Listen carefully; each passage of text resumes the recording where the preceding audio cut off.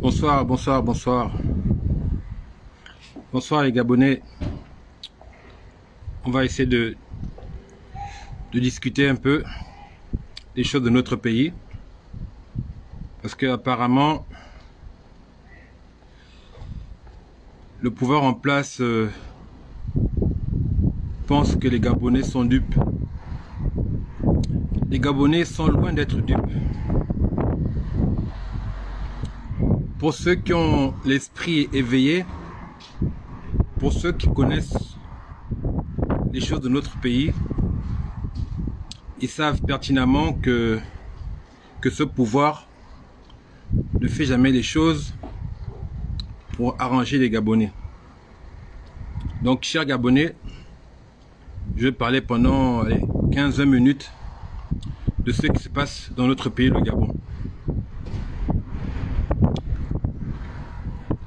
Je pense que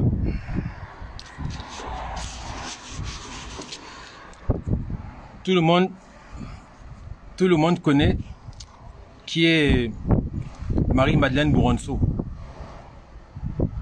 Tout le monde connaît cette dame.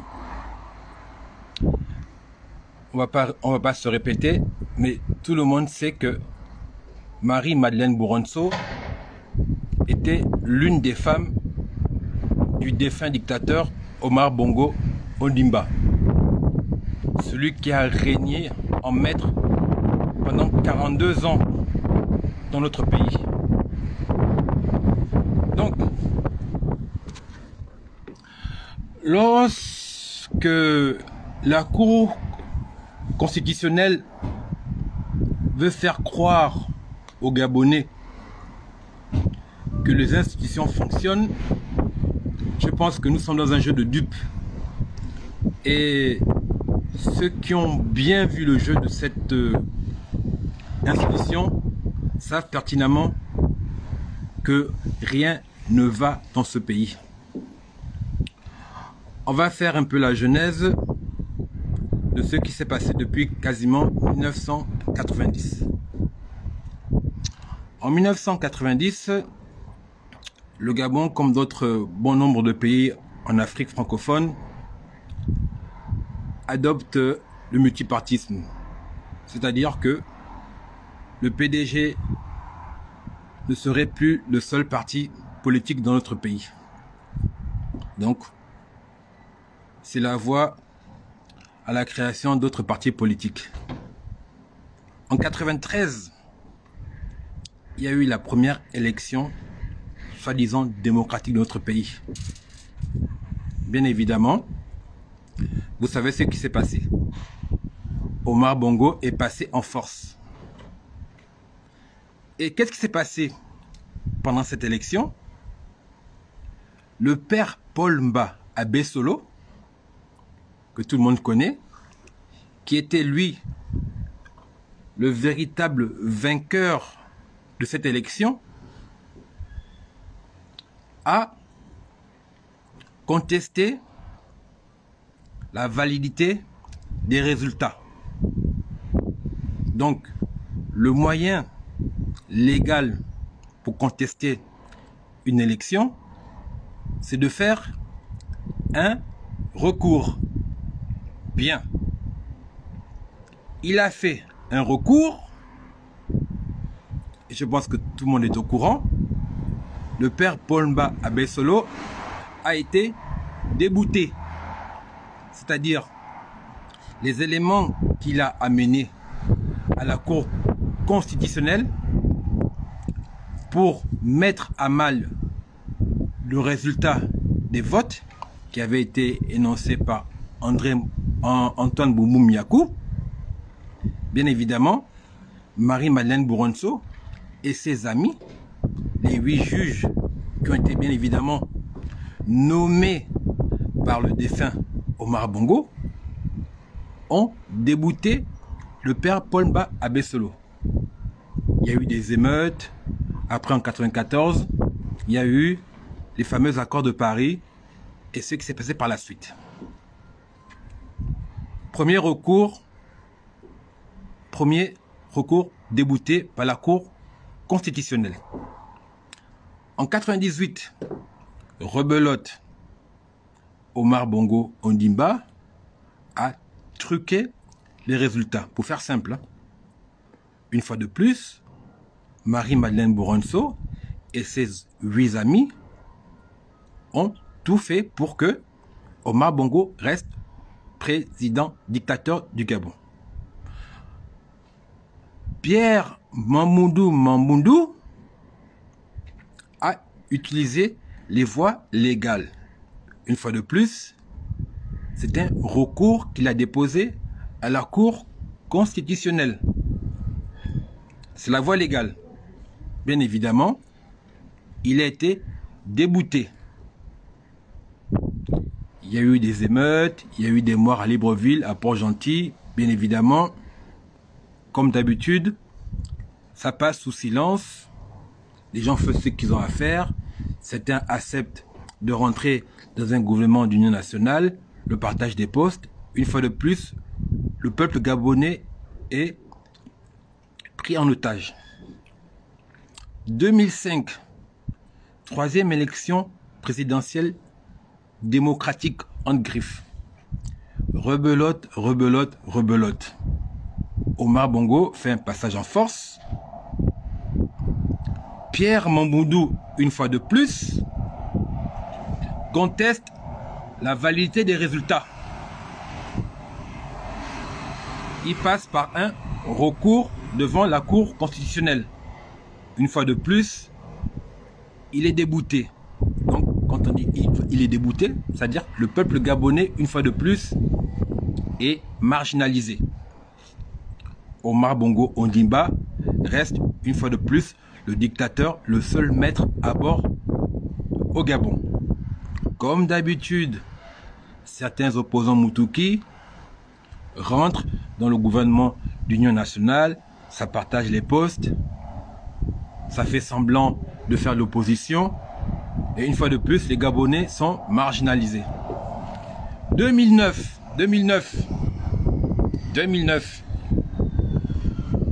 tout le monde le sait, ce n'est un secret pour personne. Ce n'est un secret pour personne. André Baobam gagne les élections dans les urnes. Je pense que vous suivez le game. Hein? André Baobam gagne les élections dans les urnes. Une fois de plus, Marie-Madeleine Bouronso et ses 8 amis font ce qu'on appelle du tripatouillage. André Baobam, Pierre Mamboundou dépose un recours auprès de la Cour constitutionnelle. Et si je me souviens bien, je pense que beaucoup le savent, beaucoup ont vu les vidéos qui ont circulé récemment sur Internet, sur YouTube. Papa Luc Mbengonsi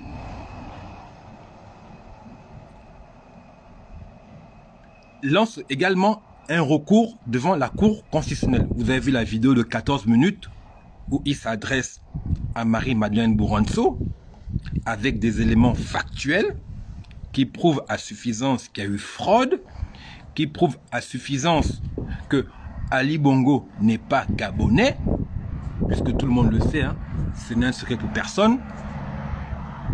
Ce que nous savons, c'est que sa mère n'est pas sa mère. Donc, si sa mère n'est pas sa mère, Ali Bongo n'est pas gabonais selon l'article 10. Tout le monde le sait, c'est un secret pour personne. Donc, des recours en 93, des recours en 98, des recours en 2005, des recours en 2009, et à chaque fois,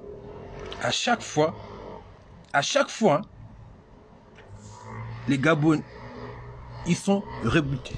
C'est-à-dire, on n'accorde aucune importance aux recours qui ont été émis par les personnes que nous avons élues démocratiquement. Et il s'en suivi ce qui s'en suivi. Des émeutes, des tueries de masse. La bande à Ali Bongo, vous savez ce qu'ils ont fait. À Libreville et à Port-Gentil, bien évidemment dans le reste du pays. Ils ont tué les Gabonais. Après, comme d'habitude, quelques opposants mangent merde, crèvent la faim, ont intégré les différents gouvernements d'union nationale pour le partage des postes. Ces personnes-là, vous les connaissez, on ne va pas refaire la genèse, qui est mange-merde, qui n'est pas mange-merde. Ces personnes se reconnaîtront. 2016, rebelote. Jean Ping réussit à fédérer l'opposition autour d'une candidature unique, donc autour de sa personne. Jean Ping gagne les élections dans les urnes à plus de 65%. Tout le monde le sait. On arrive même à invalider 21 bureaux de vote, sachant qu'un bureau de vote, c'est 500 électeurs. 21 fois 5, ça fait 10 500 votes qui ont été annulés. Jean Ping introduit le recours auprès de la Cour constitutionnelle. C'est-à-dire, il utilise la voie légale pour réclamer son dû. Quand on dit son dû, c'est le vote des Gabonais. Parce que Jean Ping n'est que la représentante physique de notre vote. Les textes de loi sont clairs. Donc là, c'est la loi. Hein. C'est la loi. C'est pas une vue d'esprit. C'est pas du Congo ça. Non. On utilise les textes de loi. Les armes juridiques que notre constitution nous confère. Donc, Jean Ping introduit un recours auprès de la Cour constitutionnelle. Pour faire simple, lorsqu'on invalide des votes dans des bureaux de vote, la loi, elle est très claire. Parce qu'il faut suivre le game. Hein. La loi est très claire. Lorsqu'on invalide des votes dans un bureau de vote, la loi stipule qu'il faut refaire l'élection dans les différents bureaux de vote. C'est-à-dire les personnes à qui on a refusé le vote, on a invalidé le vote, les personnes doivent revenir pour voter à nouveau. C'est la loi. Hein. C'est la loi. C'est pas de Congo ça, c'est la constitution gabonaise, qu'elle soit bancale ou pas, c'est la loi. Jean Ping, pour faire simple, il dit, mais moi, je lis la loi. J'essaie d'appliquer la loi. Je fais en sorte que la loi soit appliquée. Pourquoi, à Libreville, on a invalidé les votes dans 21, les résultats dans 21 bureaux de vote? La question est toute simple. Jean Ping est débouté. Quand je dis Jean Ping, c'est le peuple gabonais qui est débouté, une fois de plus. Là, nous sommes en 2021. Les choses vont de mal en pis. Début novembre, fin novembre, le peuple conscient, via la société civile et quelques syndicats, avait décidé de mettre en place une ville morte. Cette ville morte a été effective le 15 décembre 2021. Il y a de cela 2 semaines. Pour les raisons que nous connaissons tous. Le Gabon, c'est le seul pays au monde. L'une des raisons, il y en a plusieurs. Hein. Le Gabon est le seul pays au monde où le couvre-feu va bientôt atteindre 2 ans. Je regarde, j'ai vu en Égypte, il n'y a pas de couvre-feu, qui est une dictature, qui est une dictature féroce, militaire. En Corée, il n'y a pas de couvre-feu. En Iran, il n'y a pas de couvre-feu. En Russie, il n'y a pas de couvre-feu. En Biélorussie, il n'y a pas de couvre-feu. Il doit en avoir, mais pas comme au Gabon. Au Gabon, bientôt, ça va faire 2 ans. Ils ont mis en place des mesures liberticides pour empêcher aux Gabonais de pouvoir se rassembler, pour empêcher aux Gabonais de pouvoir manifester. Mais paradoxalement, hein, malgré le fait qu'il y ait des mesures liberticides, ça c'est juste une petite parenthèse, il y a des opposants qui arrivent à se réunir dans des salles, à plus de 30. Il y a des opposants qui arrivent à faire des meetings, qui arrivent à faire des causeries dans le Gabon profond. Il y a des opposants qui se réunissent pour pouvoir animer des conférences en pensant éventuellement à 2023. Bizarrement, ces personnes, le pouvoir en place ne les empêche pas de se déployer dans le Gabon. Suivez bien, hein. Le PDG, le parti de masse, ils organisent des colloques à gauche et à droite, plus de 30, plus de 20, pas de mesures barrières, pas de masques, on ne les empêche pas. Et là, subitement, des Gabonais conscients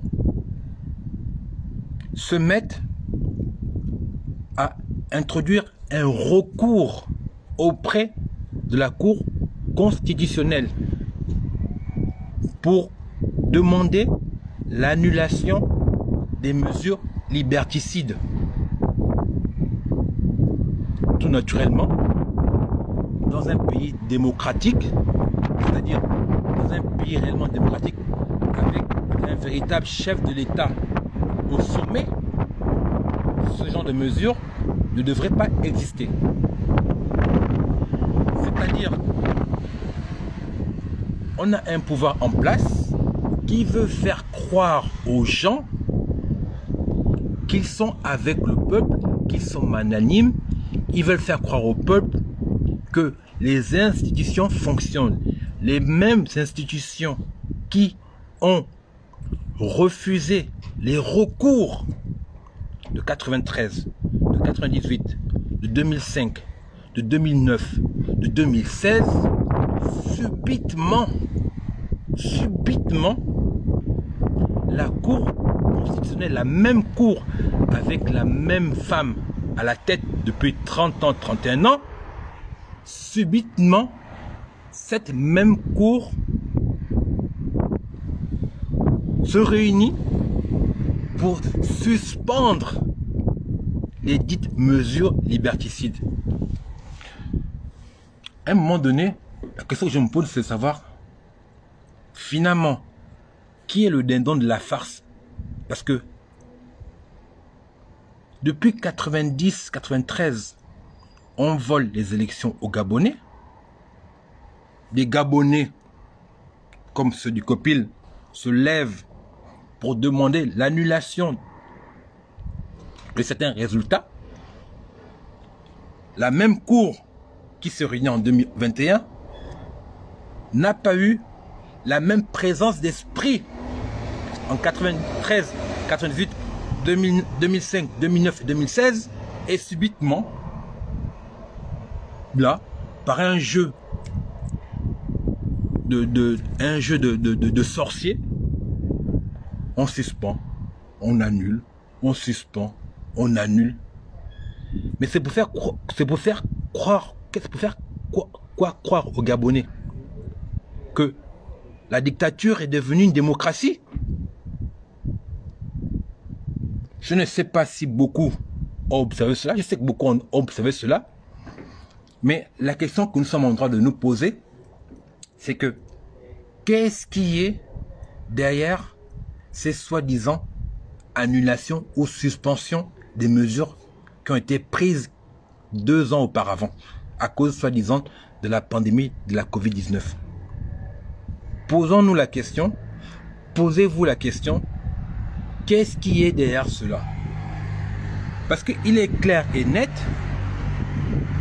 que dans un pays normal, lorsqu'il y a une pandémie, il y a des scientifiques qui doivent se réunir pour discuter des problèmes, pour discuter des mesures qui doivent être prises et être mises en place. Mais au Gabon, ça fait 2 ans qu'il y a une pandémie qui sévit dans le monde. Les seules personnes qui prennent des décisions, ce ne sont pas des scientifiques, ce ne sont pas des médecins, ce ne sont pas des experts.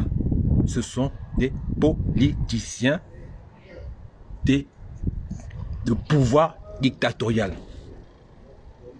Et là, les gens applaudissent parce que on a suspendu les mesures. Je n'ai rien contre le fait qu'on suspende les mesures. C'est tout à fait normal que ces mesures soient suspendues, soient même annulées. Parce que, normalement, ces mesures ne devraient pas exister. Le couvre-feu, quand le pic, la pandémie est élevé, on peut comprendre. Mais lorsqu'on a un taux de, allez, même pas 2% de la population est atteint, on ne peut en aucun cas, un couvre-feu est justifié. Bonsoir Christopher. En aucun cas, un couvre-feu peut être justifié. C'est pas possible.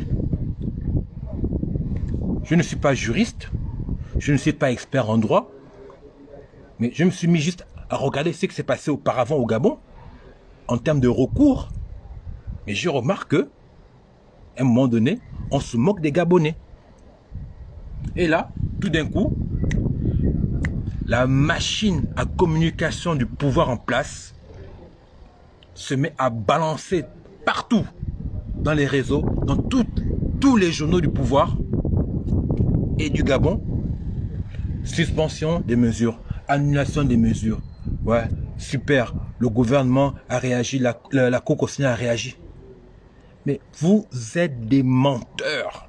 Vous êtes des menteurs. Votre place n'est pas à la tête de ce pays.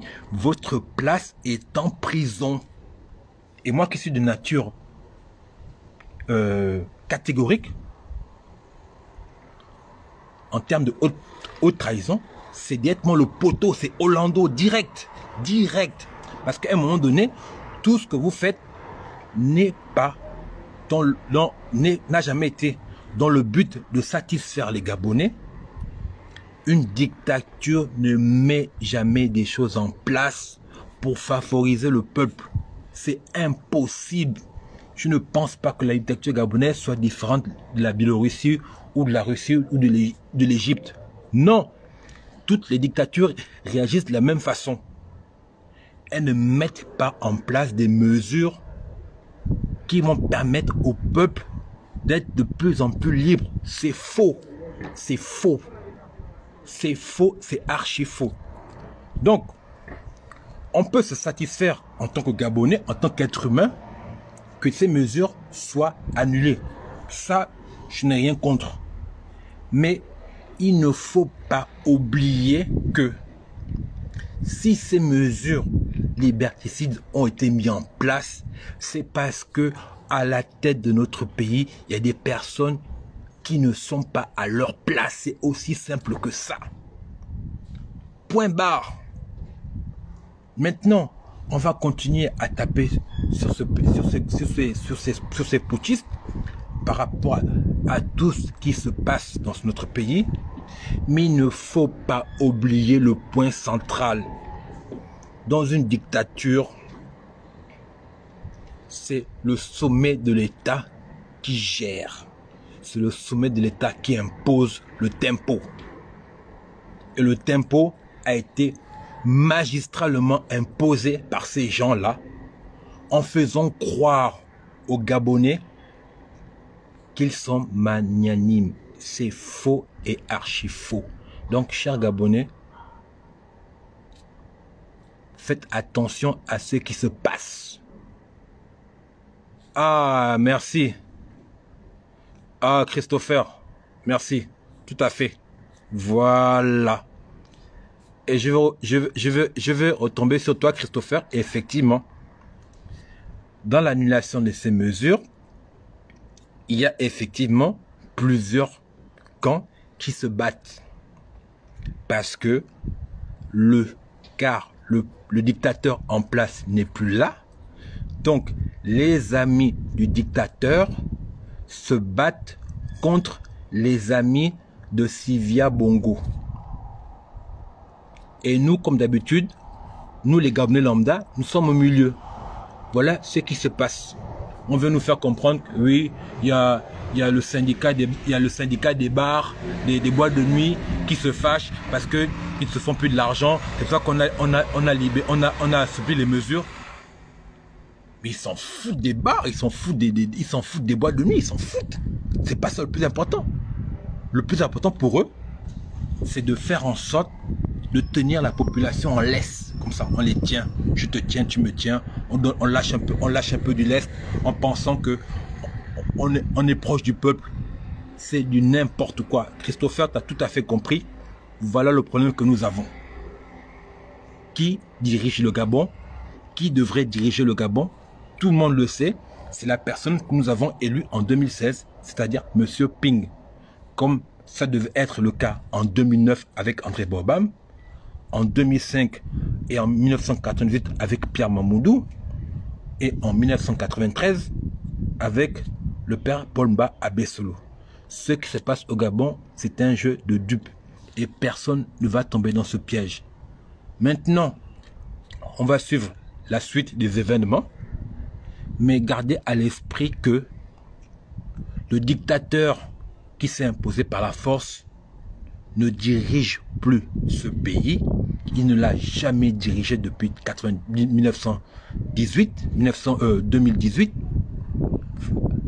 Et pour beaucoup, Dieu seul sait ce que l'avenir nous réserve. Mais ce qui est sûr, c'est que si on ne lutte pas, on a déjà perdu. Excellente soirée à vous. Que Dieu vous bénisse et gardez les yeux ouverts par rapport à ce qui se passe. Voilà. Nous maintenir dans la peur jusqu'en 2023. Voilà. Ils veulent gagner du temps, en espérant une éventuelle élection en 2023. Merci Christopher. Bonne soirée à vous. Que Dieu vous bénisse. Jean Ping, président.